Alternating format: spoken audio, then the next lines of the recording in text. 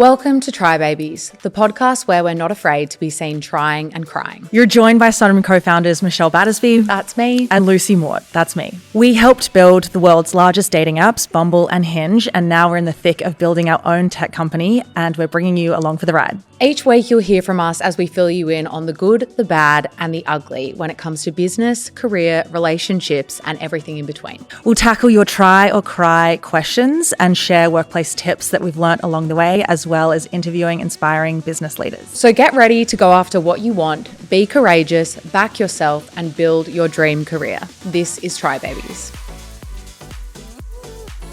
Faye Keegan is the co-founder of Dipsy, a subscription app that sells audio erotica to women. Dipsy is like Calm or Headspace, only instead of helping you meditate, it gets you turned on. The app is built for millennials with sleek design and playful illustrations, and the stories are for everyone. Couples navigating long-term monogamy, people who are newly single, those working through sexual trauma. The New Yorker hailed Dipsy as the audio app that's transforming erotica. Today, we chat about Faye's journey through finance and fintech and what inspired her to leave it behind to start Dipsy. Cool. Welcome, Faye, to Try Babies. I'm so excited. Yeah. So really excited to get into your career, your journey, the story building Dipsy, this incredible company that you have built for women. You've had a fascinating, I think pretty fascinating journey. Like you started your career at Bridgewater, which is the world's biggest hedge fund, and you've gone on to build an audio erotica platform for women. Like tell us about that journey and how you got there. Totally. I always joke it's the classic hedge fund to audio erotica pipeline. It's the path everyone's walked before. I think I didn't start out with that plan. It's not like I joined Bridgewater as an investment researcher thinking this is where I'd end up. But it kind of came about through, getting to know myself more and learning more about the world and finding myself on a path that I was just much more excited about and making choices like that along the way. So definitely not some grand plan strategy to go from Bridgewater to founding Dipsy, but certainly the best possible journey for me that I could figure out at the time anyway. I started my career in finance. I worked at Bridgewater, a kind of infamous hedge fund in Westport, Connecticut, where I was an investment researcher. I was an econ undergrad. I interned at a bank. I was very much on the path of working in finance and excited about that. And it's exciting, like making deals, playing markets, like that is definitely fun.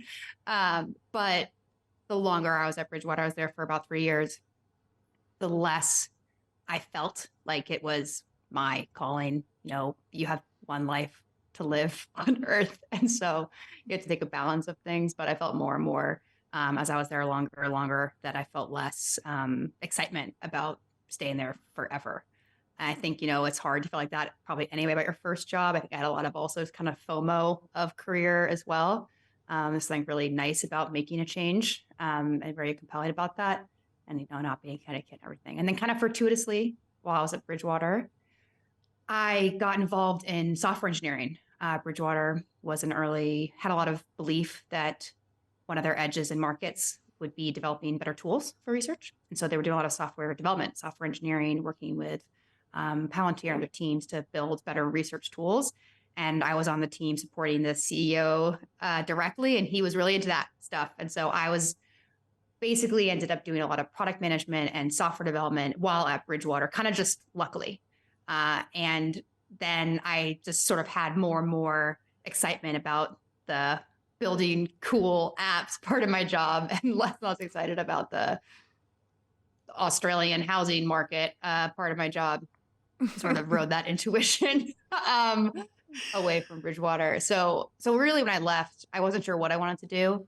But software engineering was obviously, exploding then and still big now, but it had this sense that if I could code, if I could build an app, if I could build a website, I could do a lot of things. I could still stay in finance. I could work at a fintech company. I could work at a nonprofit. I could start my own thing. Like it just sort of opened the aperture of my opportunities a lot. And that I could take a skill set where I felt like I was getting narrower and narrower on the path that I could take at Bridgewater. It kind of blew that wide open for me. And it felt like a total reinvigoration of the opportunity in my life and a skill set that would work well for me anywhere. So in I guess 2015, a long time ago, I moved to San Francisco. I became a software engineer. I worked for 2 years at a fintech startup, going from seed to Series A. So the company go from 6 people to 25 people, and got exposed a lot more to startups and entrepreneurialism. And I was like, hey, this guy can do it. Like, why couldn't I? And so in that powerful mindset and having 2 years under my belt of actually being a software engineer and a tool set I could actually use, I could actually build, code in production and deploy, and met some really great people along the way there. And this sort of combination of excitement and arrogance that one needs in order to start a company. My co-founder and I got really excited about the idea that is now Dipsy. I'll pause there. That was a long monologue. No, that's great. A few questions. How did you learn to code? Did you teach yourself or did you do any sort of school or education? Great question. So while I was at Bridgewater, I was doing a lot of self-taught stuff. I was doing it on weekends. I was doing it at my job to an extent. And ultimately, I had to face the fact that I could not teach myself completely how to code. I think some people can. All the research, all the information is out there. This is true of probably anything, learning a language or whatever. The information is out there. It's free. You can get in there and do it yourself. Plenty of people I know have taught themselves how to code. I could not just go into the cave and do it myself. That was just not accessible to me. I needed deadlines, I needed a curriculum, I needed a schedule. So I left Bridgewater to do App Academy, which is a coding boot camp. There are obviously a couple of them now. At the time, that was very new, actually, in the universe. Now they kind of are more well understood. And because I just knew I needed someone to be do you have a test on Friday every week for 12 weeks in order to actually get through it. Which is, I think, it's kind of similar to me, working out. I need to sign up for a race or I'm not going to go to run. So I just needed to sort of hack my own brain there a little bit. I knew I wanted to learn how to code and I was trying to do it independently. And I just had to face the facts that was never really going to work for me. Although it certainly is possible for some. So I did as much as I could on my own. And if it got some more and more confidence that it was a good investment in my future. I mean, the time you spend doing things like that is obviously huge, whether you're paying for a program or not. It's still time you are making income. And so it was a big choice to make. I went as far as I could to be confident in that choice, but I knew I needed some help in order to actually get to the point where I could do it for a living. Yeah, that's awesome. So you teamed up with your co-founder, Gina. I'm curious, did the team form with Gina before the idea for Dipsy? Was it we're going to build something together or we're going to build this? Let's get together and do it. Oh, it was very much we're going to build this. Okay. Gina was my friend, is my friend. Yeah. I was going to say was my friend before we're co-founders. But we were just kind of buddies hanging out in San Francisco. And truly Dipsy began as the late night conversation of wouldn't it be cool if there was content designed to turn women on that was awesome. And we felt there was this really big gap between romance, it's an amazing industry, but kind of an outdated format, an outdated motif. You have to decide, just try to design from first principles content designed to turn people on. Would it be a book? Maybe not. Maybe other formats would work better there. And then mainstream visual pornography. I can say pornography, right? Mainstream visual pornography, which was dominated by the male gaze, made mostly by men for men. Really hard to find ethical options. That's actually gotten a lot better in the last 5 years too. But if we sort of looked at what we thought worked just as consumers who wanted it and also looked at the research, the psychology of female sex and desire, could we make something better? And what would that look like? And a lot of the original intuitions and ideas we had while just kids, 25-year-olds, 56-year-olds in San Francisco, we've kind of stuck to. It's still largely audio. It's still very immersive. We've taken a very quality premium feel approach. So it was really just wouldn't it be cool if, and then that obviously grew to tons of research about the existing options, tons of research about psychology of sex and desire, what women consume in erotica, what men consume, and trying to get as much possible information before we took the leap. Yeah. I mean, that's one of the cool things about building a product for yourself is like, Totally. you intuitively know if it's going to turn you on, I'm sure. Totally. Yeah. What you mentioned like an ethical option. What do you mean by an Mm. ethical options? Yeah. So I think that I think pornography is a tough thing to define. Um, but I think that I'll say this, a lot of pornography is not made with like clear standards of care for the workers involved. Not clear payment structure, not clear consent, not clear safety. Of course, it can exist. Like, of course, sex work can be done ethically. It's just really hard in the unregulated depths of the internet to make sure that what you're consuming have those standards in place. And I think with visual pornography, that becomes even more challenging because you do have sex workers, and then obviously, like at the other extreme end, you might have like a book, which like is hard to create ethically. I'm sure that you could. And so we felt that like, especially for women we interviewed and talked to, one of the big concerns they had, not necessarily was that they disliked visual pornography, although that was also a very common reflection, like this didn't work for them, was that they felt afraid about how it was made and not trust in the institutions that were delivering it. There are more options for that even now than there were then. But I think both those things are challenging. Yeah. I mean, it's crazy that it's revolutionary to have porn created by women. But it really, like, there's a few players in this space now, like the founder of Bellessa, she's a woman. But it really, for a really long time, was like a really male-dominated industry from like a creation and like a founding point of view. Was there anything that was like, I don't know, scary or daunting about entering this space that's like kind of a taboo, traditionally seedy space? Yeah, I mean, I don't think what we do, I wouldn't call what Dipsy does pornography. Again, I think it's hard to define. I would say we create erotica.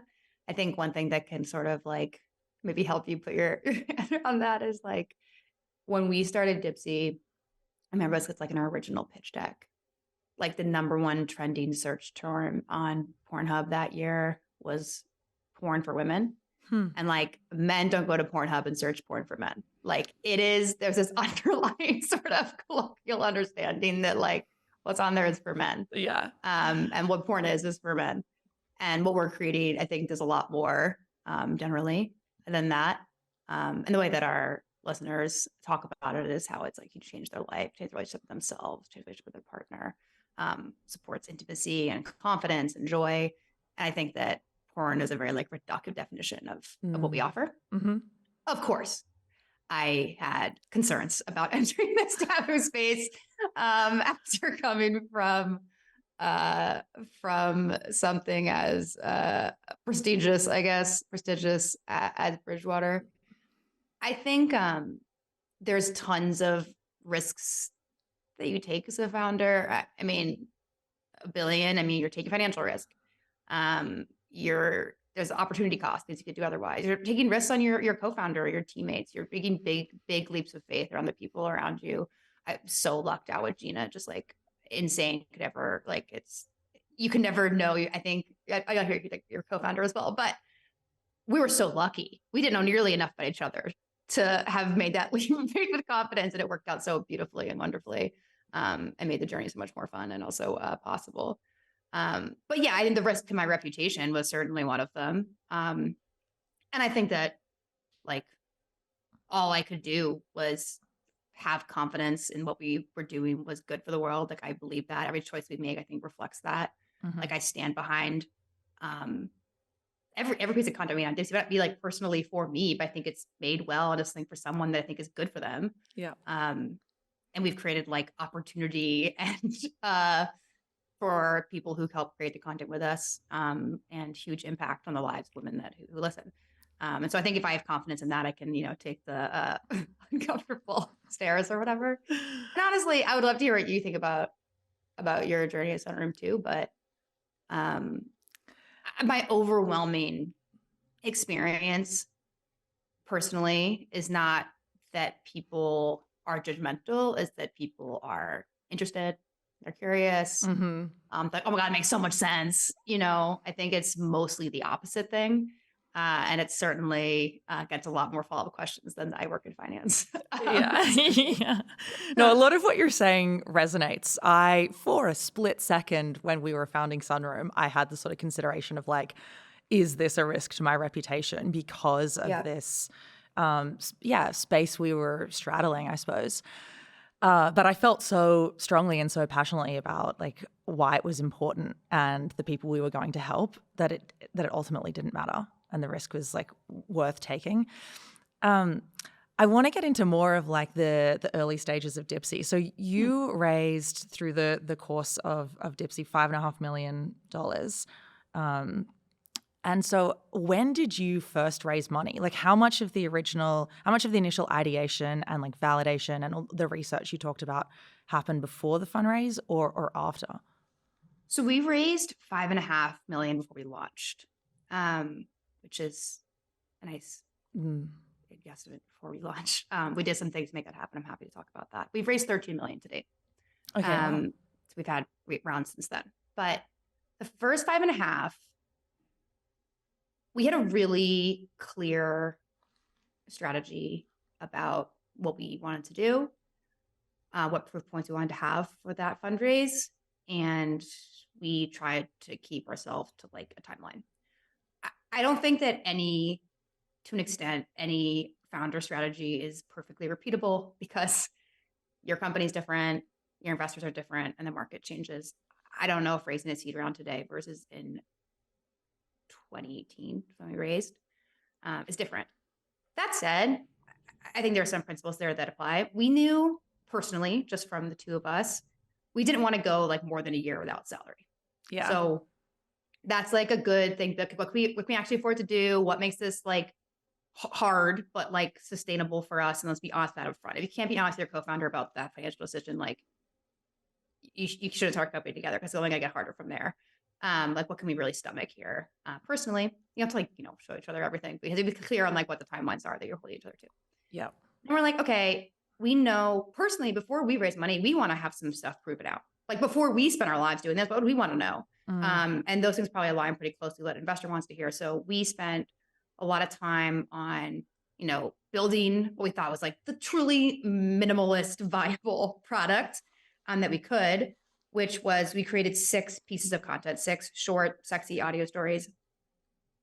I think 4 are still live in the app. We only sunset 2. It was a first attempt, we learned. And we sent that on a website. We invested in the brand really early on. I know you're also a real big brand hero too. But I think especially in spaces that are more taboo, the brand really helped people understand the mission, the product, what we were going for, and made it much more accessible than like throwing them to like a subreddit or whatever. So we invested in the brand. We had like a logo mark and a color scheme. We had a pretty like, reasonable website, which is like 6 audio stories into, and kind of like survey, like what's your go-to for erotica if you have one? How much would you spend money on your overall sexual well-being? Questions that help us understand not only did this little piece of these 6 stories that we make work for you, but also was something like this work? Was something like this something you pay for? Something that you think about your sexual well-being as part of your overall well-being is important to you as women? And in that like relatively straightforward thing, we financed the first 6 stories ourselves. They were like, our friends acted them. We wrote them. I wrote 3. Gina wrote the other 3. We proved out a lot of things. First of all, we proved out that Gina and I could work together and make audio content that was pretty good. Like, we got a lot better, but I think actually it was a way to do something like a real project with somebody. Even picking a company name is hard. Yeah. Like, all those things you do in the first 3 to 6 months, it's like you have very little yardsticks besides each other's opinions, right? And I think it's proven yet. No customers yet. You have to just work it out with each other. So all those things were great proof points for each other that like this was like gonna work. It felt like that very quickly early on. And that we could make something that was pretty good, that we thought was pretty good. We could get it better, but we saw that it had impact. And we could share it with our friends and that they would share it with other people. So we sent that to like 500 people and we had like, 10,000 visitors in our first month of that site. And so we knew like, okay, now we had a couple proof points that worked well with investors. But okay, we can do it. Granted, our backgrounds are in finance and brand strategy, but like, look, we did something. You can see it. That's helpful. 2, like, women want this. We had that both through people actually listening to it and through the survey. I mean, like, I would spend money on this. This makes sense to me, whatever. And that it was shareable. There's a lot of concern early on in this space that even if people did like it, they would never talk about it being possible to grow. There would be no, people would like be embarrassed that they had listened to it. They wouldn't tell their friends. We could prove out a lot of kind of the biggest concerns early on with investors. And that worked. So basically we raised on just that one little website, we basically raised $1.5 million. And we were kind of fundraising. As soon as we launched the website, we started kind of fundraising. And then we kind of like stopped. And then we spent the next like 6 months building the app. So I was just hands on keys writing, trying to build the app. We wanted to launch in the first year because we wanted to start monetizing. And once we had a beta version of the product built, not only just, we started making stores concurrently. So we hired an audio producer. I was developing, I was writing code, and we were building the library concurrently with the app. And that was in like beta, like in test flight. And we raised $4 million on that basically before it was launched. So we had proven out not only can we make the content, we can make the app, we can do it really like quickly, we're competent. And so it was really proving out a lot of like our ability, reputation, and also something people to interact with, and then like all the, virality and the usage, people actually listening and that kind of stuff too. So I guess that to pull it back to like some kind of reasonable principles or strategy there, I think there are some things you can prove out really quickly, both with each other, if you have a co-founder, or with yourself. Those things are probably going to highly correlate to what investors want to see. And then think about what the big things are in your space, the questions you're going to ask. For us, there was big questions around whether we could actually execute given our backgrounds that were not related to Erotica. And is there a growth story here? Is there actually a demand? And we could prove that out pretty quickly. Which ended up being the whole thing we raised off of, basically. That's incredible. We're taking a quick break from the episode and we'll be right back, but we love hearing from our listeners. If you have any burning questions for us, please hit us up on Instagram at our Try Babies, the podcast Instagram page. You can also join us in our Facebook group. Let's get back to the app. So I actually used your alpha site. I hosted a listening party in my apartment in Brooklyn. Yes, amazing. Which is probably not, the intended environment to listen to Dipsy audio, but there were 20 people or 15 people like lounging about in my apartment. We were listening to the stories. And it was incredible. Like, I think we knew in that moment, we were like, oh, damn, because we're all sitting there like, somewhat turned on in this like group setting being like, okay, this is kind of hot. Totally. But I remember the brand, and I remember the little like lineup of your series of 6. It sounds like you did things in the right way. Like you did just enough to figure out if you guys could work together and, answer these investor questions. So raising the extra couple of million right before you launched, are there any learnings from that? So a lot of our listeners are really interested in fundraising, but don't have a lot of insight and experience. And it is kind of like a black box in a way. So whatever like other learnings you're open to sharing about that process and working with investors. Yeah. Right. I mean, I think there are tons of ways to start a company. I don't think you have to raise venture capital. I obviously did it. And I think when people told me that when I was raising venture capital, I was like, well, fine. But like, I would love to have $5 million. So shut up. Like I thought if I could try to do it, I should go for it. I think for us, the company ended up being, it was like critical that we raised that then, because it actually, from the process of proving out those things that I described to actually developing like a good monetization strategy, like a good, like paid growth, but those things were hard. We didn't know how to do those things. It took a while. It didn't like all of a sudden go viral. Some products have that experience that they just like turn it on and like the money machine is printing. Like we had to iterate on a lot of things. We had to learn a lot about how to make content better, how to monetize better, how to build a better, like we had to learn a lot once we launched. So even we had proven some stuff out, we were nowhere near like off the company we are today. And we needed that money, we needed that time to figure it out. So it ended up being, hindsight obviously is 2020, but ended up being like the best possible thing for us because that capital ended up being critical for our survival while we figured those things out. Yeah, totally. How long would you say you were in like iterating mode for? I mean, you obviously still are. It never sort of ends, but like the critical learning period. I think the biggest, I think there was like in the first 3 to 6 months, there was like massive learnings on like an actual growth strategy besides tell my friends and they tell their friends, which so for other companies isn't enough. For some companies, that's totally fine. Like if you're a company like Instagram, like your product's better when your friends are on it. So it's like built-in virality. If you're a product like us, my friends using Dipsy doesn't improve my experience at all. Like I might tell my friends because I like them, but it's not like a massive viral growth strategy. Like it won't drive the company forward. So figure out how to like run Facebook ads or like have an Instagram. Those things just took time for us to figure it out. So in the first 3 to 6 months, we had like massive learning on growth strategy and monetization, like how to frame the subscription, what's the right pricing, what's the right free trial. Like there was no way for us to know without us trying to do it. And there was no real examples for us to follow in our space because there really wasn't anyone else in our space. There really isn't. So we had to just figure that out. 3 to 6 months was huge. Then it was like, okay, we basically had by, 6 to 12 months in, say like clear product market fit, which is great.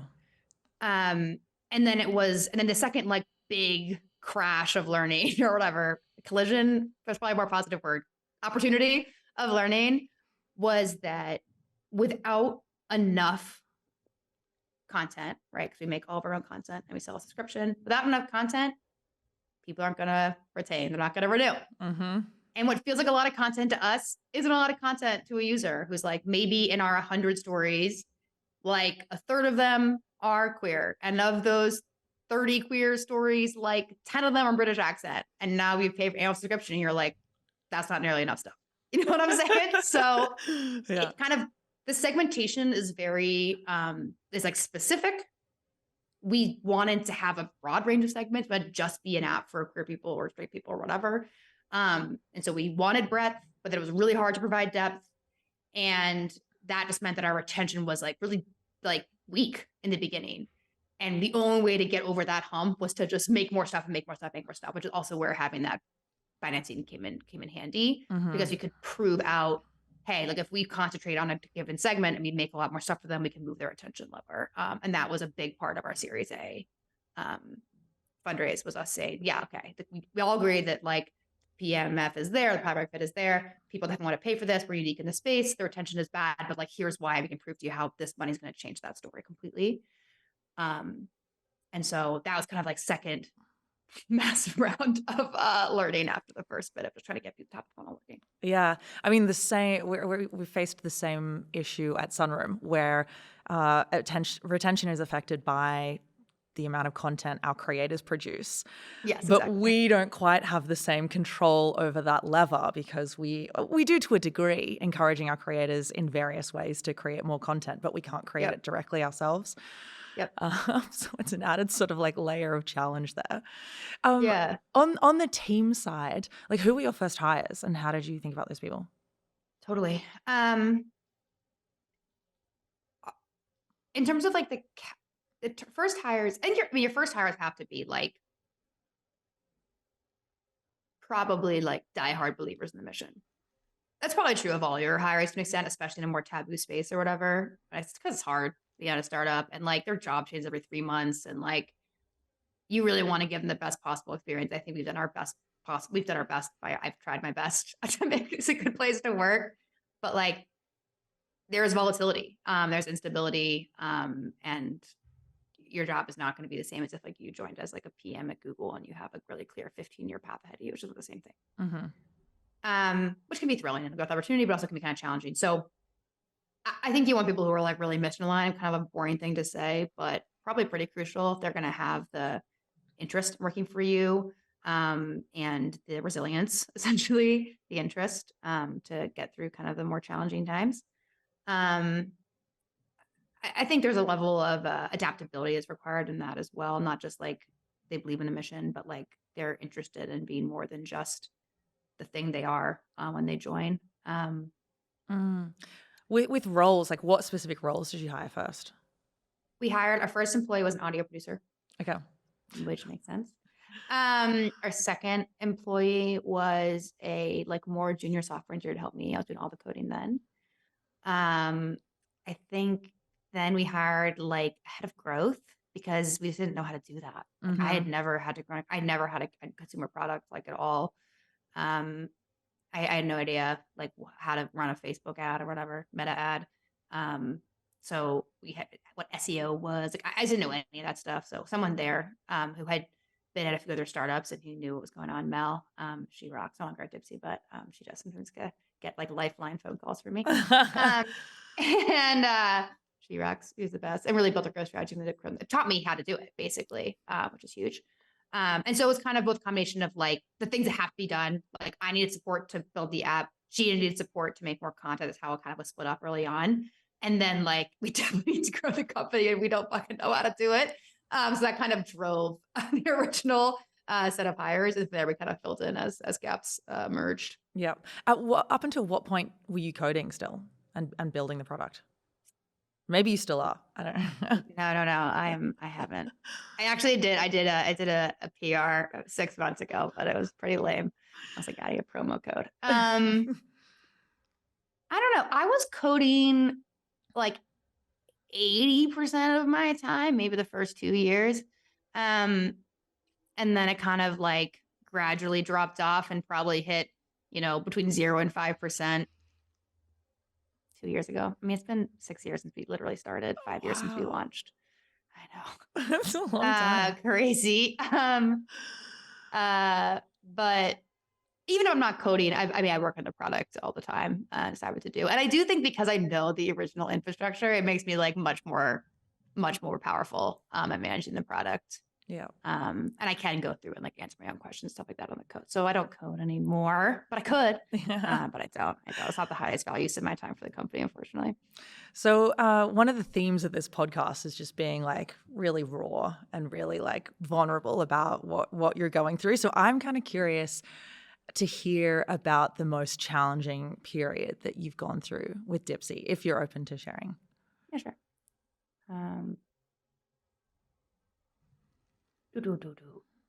Yeah, the most challenging things at Dipsy have, in my mind, always been fundraising. Because it's not that we have had, if you look at like the track record, I think it's very easy to be like, oh my God, they've raised $13 million. Like they raised almost 5. It's just, and this is true of any company you see that you have those numbers up, is like, everyone's story looks good from the outside, essentially. And some of those fundraisers were just kind of brutal. Like, it's a brutal process. It's not, no one starts a company to fundraise. Yeah. Like, it's not like when you imagine your life as a CEO, you're like, and then I'm calling this guy for money. Like, it's just not what you want to do. And it is so critical. Like, you need it. Or actually, we're profitable now, so we don't need it anymore. But thank you. And it just feels like it's like necessarily lonely. Having a co-founder made it less painful, but it is still lonely because people on the team can't really help you. It doesn't really help them for them to be exposed to it. Like it doesn't really, there's something about it that's like inherently insulating. You have to be insulated because like you don't need like the random vol of a good phone call and a bad phone call. And okay, this term versus that term is not helpful for someone who's trying to like ship a feature or create audio content today. Totally. And so, and we just had like, I think kind of like what the normal bullshit I think that happens, which is like for every round you see, there's like some check that didn't pull through or some like term that you had to compromise on and like some horrible phone call with your board. You know what I mean? Like we didn't have like not all of those happen to us, but you know what I mean? Like I think there is like, those have all been the times where it feels so out of your hands. Whereas like, at least when you mess things up on the product side, you're just like, you only have yourself to blame. And sometimes, especially with fundraising, you're kind of at the whims of other people or market forces, which I think is the worst part. That's probably like pretty negative. I think it kind of sounds like a very privileged dance. I know we've raised so much money and many companies can't raise money at all. But a lot of that was not done without fighting for it, I guess. Yeah, it's a grind. I think some of my most challenging periods with some of Sunroom's fundraisers were easy. Some of them have been like fucking hard. Yeah. What's the most number of pitches you've had to do to get a round done? roughly? I know, I haven't counted. You have to preserve your sanity somehow, Lucy. Yeah. Do you count that? You're like being like, oh, another one check on tally. It's horrible. I've just seen it done in our space before where people are like, I had to get 100 no's to get one yes. No, I don't think we've generally done 100 no's. But I think that, I don't know if you have the same experience actually, but one thing about having like a very specific company in a very like taboo space is like, there's not 100 people. You know what I mean? It's like, there's to an extent, it's like, in a way, it's kind of freeing. Like people won't invest or can invest or are interested in investing regardless of the numbers. It's not like I'm like a B2B email optimization tool where I literally could pitch every single consumer company or whatever, or every single venture capitalist in San Francisco. Like there's an extent of, I know who those people are and that they're kind of self-selecting. But I do think like, it's not necessarily the number of no's. It's just like the no's you don't expect. People you thought are going to come through. Like, I don't know if like the number is as bad as like the ones that you get. The checks thought were done. Checks not were in your pocket. You already spent them in your mind. And they never hit the bank account. So I think that is, there's like real consequences to that. There's like things you can't do, people you can't keep or whatever. I think that the consequences of those fundraisers are obviously like, you're just bearing that in a very lonely way. Whereas like, I mean, we had other things happen to us that probably would have been like answers that you might have guessed, that like we were pulled from the Play Store for 6 months because we were deemed to be pornography, which is ridiculous. And we had to like fight that, get overturned, which we did. But like my worst day at Dipsy wasn't that. That was kind of like invigorating. Like it was proof that like we should exist, and it felt like righteous, and it felt like we're doing everything we can. It was out of our, it was like we were pulled up from the Play Store and it was like totally unfair, but we're like, all right, we can activate against this and we can pull together. And everyone in the team get involved, and we like mailed physical letters to people at Google trying to get them to like hear our case, and like we just did like anything we could to get it reversed, which we did. And that felt like, while at the pit in my stomach the moment we were pulled was so horrible, there was like activation against it, and it felt like I was proud of myself to be in the situation that happened to me, kind of, you know what I mean? That I could like try to change that policy for other companies. And fundraising, I think, feels like less that way. It's just like mine's going to you or somebody else. There's no like right or wrong. It's just like it's a relative victory. With the Play Store, do you know what ended up getting them to republish your app? Yeah. I mean, I could policy at any institution, and I will say this is like true of Google, whatever, every institution we have to interact with, that the rules are purposefully unclear and gray so that they can exercise discretion. And honestly, that makes a lot of sense. If I were them, I'd want to exercise discretion too. I'd be like, yeah, fine, letter of the law, you're allowed here, but like, we all know you're not, like, I think that like, it's better that people exercise discretion, but that means those are not clear rules for any company that's operating at the edge of that policy. Yeah. And also what these companies do is they purposefully like obscure who is making those decisions for the protection of individuals. Again, I understand why it is annoying for me. So what ended up happening with Google is we literally like mailed, we tried to figure out like on LinkedIn and like mapping, like who may have been someone who could help us reverse the decision.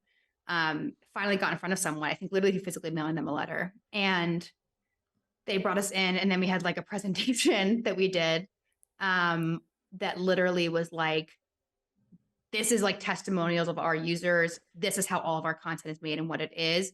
These are I think the thing that really was like the nail in the coffin that made them feel like, oh my God, I'm embarrassed to be behind this decision, is like other apps on the Play Store that were there and were allowed to exist, that were just like obviously worse. You know what I mean? That were like clearly like just like not about sexual health and wellness. Like they were just 100% icky. And I think just being like, okay, obviously whatever policy we're applying here, we're applying wrongly. And we maybe can't change the policy. We can change this position for you. And that opened the door for a lot of other, I think, companies that entered after us essentially, and other similar spaces. But yeah, I think it was a combination of like us having a truly great product, having like real testimony from women who've been like, this changed my life. And then I think also like the dichotomy of what was being allowed that was so much more obviously not sex positive and obviously not for women. Yeah.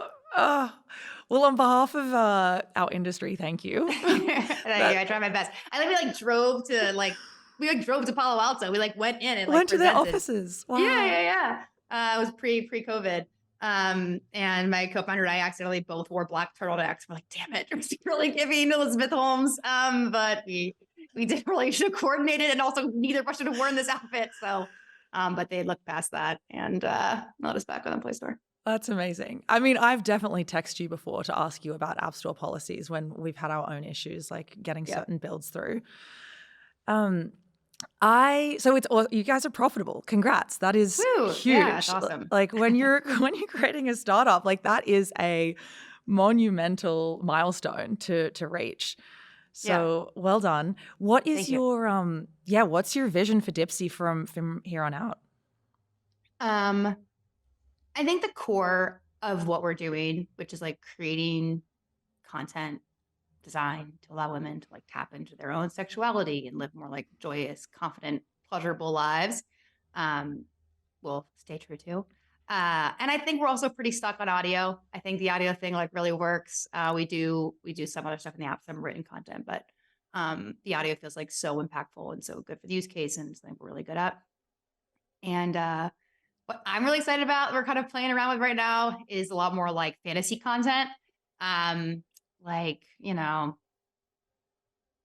Fae and werewolves and vampires. That's really exciting. We're just kind of we started out so clearly, and it was a great stance. I think it has also a lot of strength to it in wanting to be aspirational reality, which is awesome. And we have most of our content is still in this aspirational reality, experiences that to tap into you. And now we're kind of playing around with just pure fantasy, and it's kind of a fun place to play in. Especially I think because it's just fun, and fiction is great, and women are excited about it. And really excited about trying to launch in more languages. So a lot more to kind of scaling what we're doing and broadening the scope of the content that we make. But I don't know. There's so much more we could do. I feel like we're constantly trying to decide what stuff not to do is the hardest stuff. A lot of stuff we want to do. That's awesome. So to wrap up, we have a tradition where we ask a spicy question at the end. How spicy? You don't have to answer this one. I can pick another one. Okay. But what is a fantasy or a kink of yours that has not been brought to life in a Dipsy audio before? So I said this before, we're getting more into fantasy, and we're kind of drifting into it. I think what's exciting about fantasy when it's not reality is you can play with things that are not cool in reality. So I think and I'm also going deep on book talk stuff right now of micro tropes and tropes or whatever, and trying to trope stack these things, which is really fun. And I read a ton of fantasy, which is also partially why I'm excited about it. And I feel there's certain kinds of characters you get with in fantasy that you just cannot do in real life. I think a classic one is the morally gray kind of guy who would kill anyone who touches you kind of thing. I think that's interesting. In real life, that's not interesting at all. That's super not cool. You can't be writing sexy stories about murderers, but if they're Dark Prince, hell yeah. So I think that we're kind of getting more into that, and fantasy is allowing us to kind of loosen some of the rules that we have. We're doing scenes that again would not work at all in real life, as you see in this in fantasy a lot, which is someone is wounded in battle and you're tending to them, that becomes sexy. Again, not hot in your apartment in Brooklyn, would not be a reasonable concept. But it's really fun if it's in a cave and you've been stolen back to being kidnapped by a witch or whatever. So I think those are not my best plot points ideas ever, but I think that fantasy is allowing us to play with these kind of escalated themes that the theme of jealousy or care or possession is sexy, and we play with that, and these stories are not fantasy, but when we become when we pull it into this escalated fantasy realm, we can kind of blow those tropes out a lot harder, and that's really fun. That's awesome. Cool. Faye, thank you so much for sharing as much as you have about the journey, the challenges, what's next. It's been really great to chat. Yeah, it was so fun. Thank you for having me on. I really appreciate it. Faye, where can our listeners listen to Dipsy and follow Dipsy? So we are on TikTok and Instagram. You see me on there trying to make social content support me in my endeavors. Okay, I'm just learning. No. I occasionally make good stuff, but a lot of it isn't. Luckily, we have a professional making social for us. Obviously, Instagram, TikTok. We are available on the App Store and the Play Store. I would highly recommend finding us there. If you want to get 30 days free, I have a promo code for you. But you can get 7 days free in the app. But 30 days free, try babies, TRYBABIES. You can download, you can use that on dipsystories.com. So DIPSEASTORIES.com/try babies. Or just go there, click subscribe, and enter the promo code try babies. 30 days free. Enjoy it on me. So you can take a listen to all that content and find what you like. And maybe our new fantasy stuff will be launching soon. You can enjoy that too. Hey, thank you so much.